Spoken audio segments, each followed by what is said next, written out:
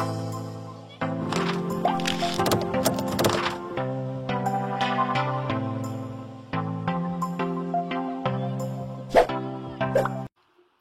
semua sobat NFT Game Indonesia, dimanapun kalian semua berada, balik lagi bersama gue di updatean token-token micin teman-teman. Jadi pada kesempatan kali ini gue akan ngebahas tentang dusting attack. Apa sih itu dusting attack, dan bisa nggak sih kita mengenali token-token micin yang termasuk dari dusting attack. Nah, tapi sebelum gue mau ngelanjutin pembahasan tentang dusting attack ini, ada baiknya semua teman-teman untuk gabung di grup Telegram Koin Micin Indonesia, yang linknya itu akan gue taruh di deskripsi. Jadi di grup Koin Micin Indonesia tersebut, kalian bisa mendapatkan updatean ataupun informasi-informasi terbaru tentang token micin, termasuk untuk area pembeliannya yang menurut gue itu aman ataupun bisa rekomendasi melakukan pembelian dan potensial bisa cuan di informasi yang gue berikan di grup Telegram tersebut. Tapi tetap dior, karena gue cuma sebatas untuk memberikan informasi tentang keputusan membeli ataupun nggak membeli itu kembali kepada kalian masing-masing. Jadi kalian harus punya riset tersendiri untuk menentukan kalian itu harus buy ataupun harus skip di setiap token micin yang gue update, baik di channel YouTube ataupun di grup Telegram teman-teman. Oke, dan kembali lagi untuk pembahasan tentang dusting attack ini ya. Ini penting banget menurut gua, dan kalian harus tahu sih biar kalian nggak kecolongan ya. Jadi dusting attack itu simpelnya ialah suatu protokol sistem di mana protokol tersebut itu mempunyai kemampuan untuk mengakses wallet yang kita milikin teman-teman. Apabila kita melakukan approve pada transaksi yang akan kita lakukan. Jadi sebenarnya approve tersebut itu sebenarnya mekanisme kita mengizinkan si protokol sistem untuk mengakses dari protokol sistem wallet yang kita punya, yaitu simpelnya seperti itu. Tapi selama tuh token micin nggak kita approve, itu kita aman, jadi kita nggak akan ada potensi untuk terkena yang namanya dusting attack teman-teman. Lalu apa sih dampak dari dusting attack tersebut? Ya, dampak dari dusting attack tersebut ialah si pelaku itu bisa leluasa untuk mengakses wallet kita, dan dia bisa menguras habis semua token yang ada di wallet kita, baik dikuras secara pelan-pelan ataupun langsung habis. Misalnya kalian punya saldo 50 USD misalnya, itu bisa diambil, mungkin nyicil ya, mungkin diambilnya 2 USD seperti itu teman-teman, atau mungkin langsung diambil sebanyak 50 USD, bisa seperti itu. Jadi memang ngeri banget apabila wallet kita itu terkena dari dusting attack. Nah, caranya itu gimana sih untuk menangkal dari dusting attack tersebut? Caranya cuma satu, yaitu kalian jangan melakukan approve apabila ada token micin yang tiba-tiba masuk ke daftar wallet kalian, kayak gua nih. Nah, ini ada token namanya arkr.org. Jadi token ini tuh tiba-tiba langsung masuk ke data wallet gua tanpa gua ngerasa gua nggak pernah melakukan pembelian dari token ini gitu. Jadi gua memang nggak pernah sama sekali beli token ini teman-teman. Nah, apabila kalian merasa ada token yang tiba-tiba muncul di wallet kalian tanpa kalian pernah melakukan pembelian, itu jangan pernah untuk dilakukan approve. Approve itu maksudnya apa, Bang? Approve itu maksudnya swap. Swap itu kalian melakukan perdagangan, yaitu perdagangan kalian tukar tuh aset token tersebut itu menjadi BNB ataupun USDT ya. Itu maksudnya approve. Nah, jadi kalian jangan pernah melakukan approve pada token micin yang memang kalian ngerasa kalian nggak pernah beli tersebut.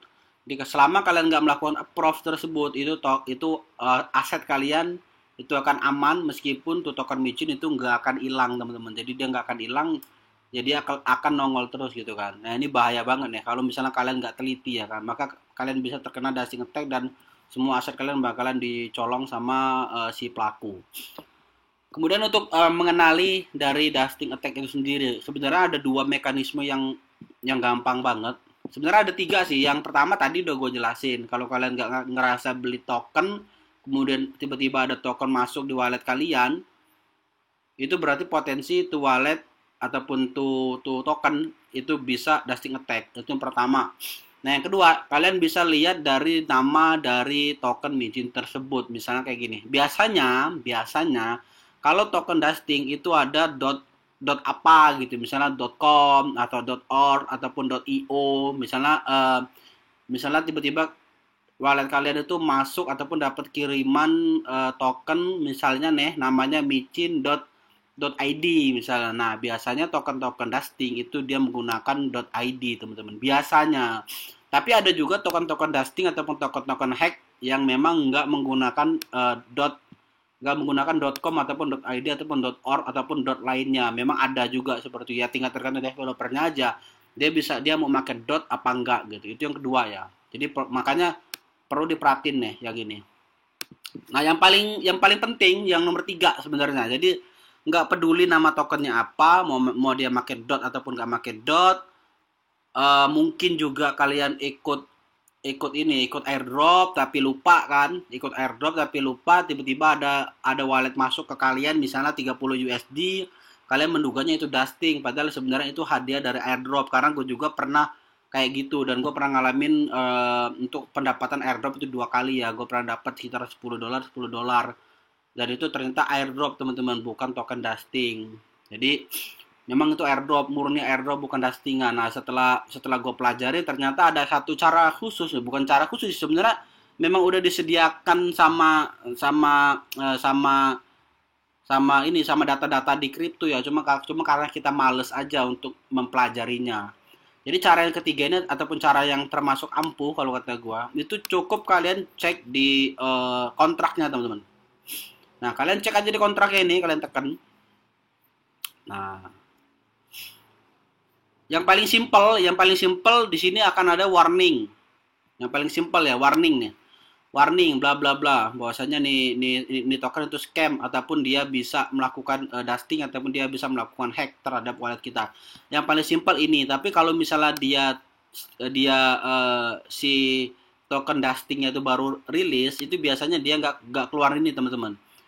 Nggak keluar ini karena nggak ada yang melaporkan juga gitu kan. Jadi dia untuk warningnya dia nggak ada gitu. Biasanya kalau yang itu baru rilis ya, ataupun belum ada korban, itu biasanya nggak ada pemberitahuan seperti ini ya. Terus caranya gimana? Nah, caranya simple banget. Kalian cukup scroll ke bawah, kemudian kalian cek bagian kontrak. Dan di sini setelah kontrak, maka di sini nggak ada data lain kecuali ini. Nah, kalau kalian cek di bagian kontrak, kemudian ada data digital seperti ini berarti data token dusting, teman-teman. Ingat ya, data token dusting. Nah, kalau ada yang kayak gini, jangan pernah kalian approve, walaupun mungkin itu token baru atau mungkin token yang memang familiar ataupun apa deh pokoknya. Kalau kalian ngecek di kontraknya, dia ada data seperti ini berarti 100% itu token scam, dusting, ataupun itu bisa melakukan hack terhadap wallet kalian. Jadi ini sih, kalau gue acuannya di sini, teman-teman. Jadi acuan gue itu di kontrak ini ya. Cuman tetap gue juga mengacu pada petunjuk yang pertama sama yang kedua tadi gitu. Setelah petunjuk pertama dan kedua kuat, dugaannya ditambah lagi petunjuk yang ketiga ini juga kuat, berarti dapat kita simpulkan 100% ini token scam ataupun dusting ataupun hack. Jadi ini bisa mengakses wallet yang kita punya. Jadi mungkin itu dia informasi penting yang bisa gue bagikan kepada kalian untuk menambah sedikit wawasan kepada kalian semua. Sebenarnya ada banyak banget sih data-data yang bisa kita cek, baik dari protokol keamanannya segala macam, itu sebenarnya bisa kita cek di setiap token ya. Baik dia token yang memang udah listing lama ataupun token yang baru, itu bisa kita cek untuk protokol keamanannya. Bahkan token-token yang udah lama listing itu keamanannya itu belum tentu sebaik token-token yang baru, teman-teman. Ya banyak lah contohnya, gue ada memberikan contohnya kayak Shiba Inu sama Cyborg Inu ya. Jadi Shiba Inu sama Cyborg Inu secara protokol keamanan itu lebih aman Cyborg Inu daripada protokol keamanannya Shiba Inu. Cuman banyak orang yang nggak terima. Dan situ udah gue jelasin juga kenapa kok Shiba Inu bisa punya audit certik, kenapa sih gitu kan. Sebenarnya untuk audit certik, untuk protokol itu, untuk protokol keamanan itu sebenarnya nomor 2, teman-teman. Nah, nomor 1 itu gimana upaya developernya untuk melakukan upaya untuk berhasil lolos di audit certik ya. Tapi itu nggak mengurangi esensi dari protokol keamanan tersebut. Gua agak kalau kalian nggak kurang paham tentang protokol keamanan, gue agak bingung ngejelasin juga sih. Padahal penjelasan gue udah jelas banget gitu. Sedangkan juga untuk Shiba Inu, dia bisa sehebat itu juga, itu dikarenakan memang dari promosi yang bagus banget dari pihak developernya gitu. Berbeda dengan Shiba Inu.